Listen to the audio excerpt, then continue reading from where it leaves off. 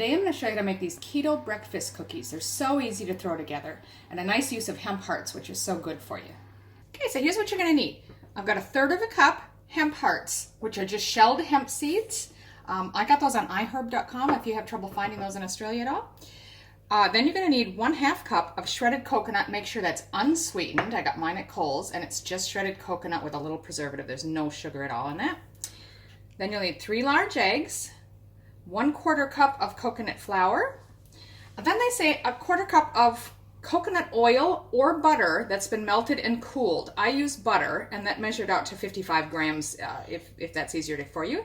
You could probably use olive oil. I haven't tried it. Now the next thing it calls for is 2 teaspoons of pumpkin pie spice, which I don't find in Australia. However, a nice little trick is they've got something called mixed spice, which is very similar. So if you don't find pumpkin pie spice where you live, try mixed spice.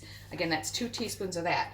Then we'll need 1/3 cup of walnuts chopped, just a dash of Himalayan salt, and then lastly, you'll need 1/4 cup of your sugar substitute of choice. I'm using the stevia blend. Okay, so you'll want to line a baking sheet with parchment paper or baking paper and set that aside, and then meanwhile preheat your oven, 350 Fahrenheit or 180 Celsius. Right, so to start with, you're going to need a medium-sized bowl, and we'll mix all the dry ingredients. So there's the hemp hearts, our coconut flour, the sweetener, just a dash of salt, the mixed spice or pumpkin pie spice if you're using that, and the chopped nuts. Now just use a whisk to blend that all together. So now in a smaller bowl, we're going to mix our eggs, which I've already got in there, and our melted oil or butter. And I'll mix that together well. Now we're just going to mix that liquid in with the dry ingredients. Mix that together.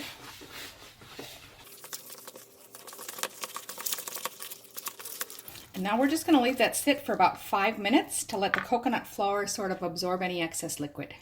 As you can see, that's thickened up quite a bit.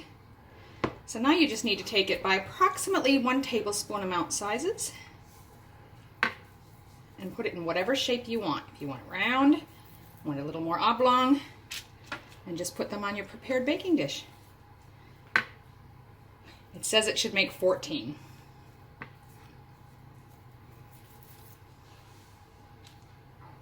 So because you're meant to get 14, I found I actually had to go back and use just a little bit more in each of mine. So instead of about a tablespoon, maybe make that a good heaping tablespoon or even a tablespoon and a half. You can see they're a little bit larger than an actual tablespoon. Now, optional, if you want to, you can sort of sprinkle some extra nuts or even coconut on top of the cookies. Totally optional. Now we'll just pop those in our preheated oven for 15 minutes. So it's been 15 minutes, and as you can see, they didn't really spread out or anything, which is good. They're a little bit golden brown. Perfect. Let's set those aside. Okay, so I'm just going to let those cool enough to handle, and so they don't fall apart on me right away, but they feel pretty good. So there you have it, keto breakfast cookies.